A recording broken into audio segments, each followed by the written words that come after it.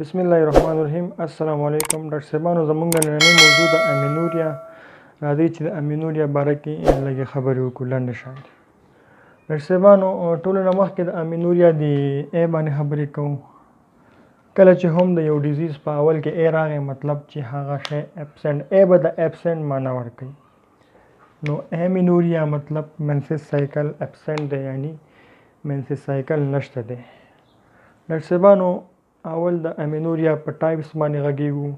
امینوریا 2 ټایپس لري، یو پرایمري امینوریا ده، یو سیکنډري امینوریا ده.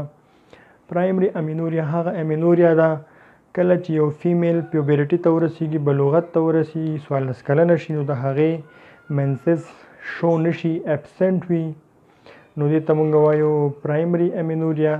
او سیکنډري امینوریا هغه امینوریا ده کله چې د یو فیمیل 14 کلنۍ نه بعد منسس سټارټ شي یا د بلوغت نه بعد منسس سټارټ شي، بیماری شروع شي او هغه 4-5 میاشتې یا 4-5 پیرې منسس وي او بیا ابسنټ شي، دې ته مونږ وایو سیکنډري امینوریا.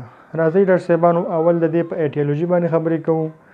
ایټیولوژي کې ډاکټر صاحبانو اول نیوټریشن ډېر مهم دی. که چېرته نیوټریشن د یو فیمیل ویک وي یا د هغې پروټین کموالی یا د هغې ګلوکوز د هغې نیوټریشن کم وي، هغه نارمل نه وي د هغې نیوټریشن، نو دا کیدای شي چې د امینوریا سبب جوړ شي.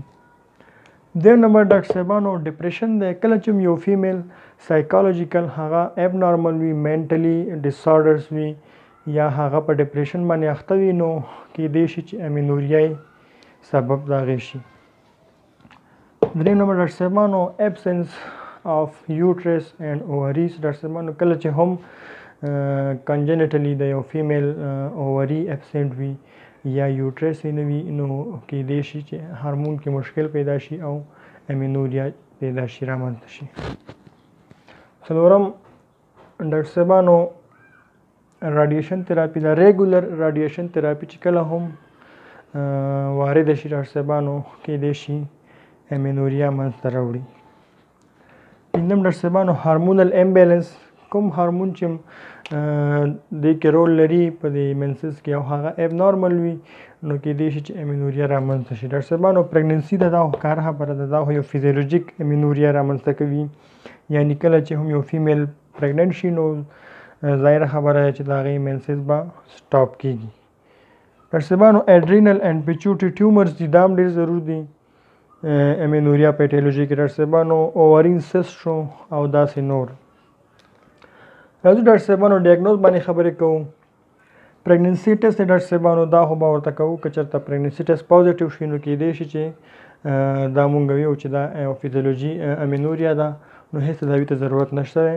هارمونل لیولونه مونږ چیک کوو. هارمون لیول ډېر مهم دي. که چېرته کوم هارمون کې ابنارملټي رامنځته شي، نو کیدای شي د امینوریا رامنځته شي.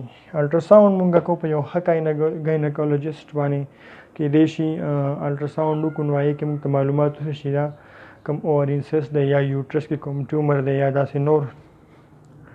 ډاکټر صاحبانو منیجمنټ ته راځو. ټولو نه مخکې ډاکټر صاحبانو هارمونل ریپلیسمنټ تراپي ورته مونږ کوو. دا یو ښه منیجمنټ دی په امینوریا کې. که کوم هارمون امبیلنس وي هغه مونږ بیلنس کړو نو مریض نارمل کیږي.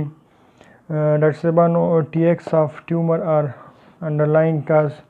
که چېرته ټیومر موجود وي هغه که سرجري غواړي سرجري به کوو، که نه نو که سرجري نه وي نو مونږ کوم نارمل کوم ټریټمنټ دی ډرګ دی هغه ورته مونږ ورکوو، مریض مونږ نارمل طرف ته راوړلی شو. یا کوم بل انډرلاینګ کاز چې هغه هر څه شی وي هغه مونږ نارمل کوو. سایکالوجیکل کاونسلنګ مونږ مریض ته کوو. ډاکټر صاحبانو مریض ډپریشن کې وي باید د ډپریشن نه هغه وځي، نو انشاءالله نارمل راځي. ډاکټر صاحبانو ایکسرسایز توصیه کوو مریض ته. نیوټریشن باره کې ورته ویو، که چېرته نیوټریشن یې کمزوری وي، خوراک ډایټ یې نارمل نه وي، اب نارمل وي، نو باید ډایټ نارمل راولي. دې څخه علاوه ایکسرسایز هم ډېر مهم دی. اوبیسټي که چېرته وي هغه هم باید نارمل شي. ډاکټر صاحبانو دغه دې منیجمنټو ډاکټر صاحبانو که زمونږ دا ویډیو مو خوښه شوې وي نو هیله کوو زمونږ دا چینل سره سبسکرایب کړئ.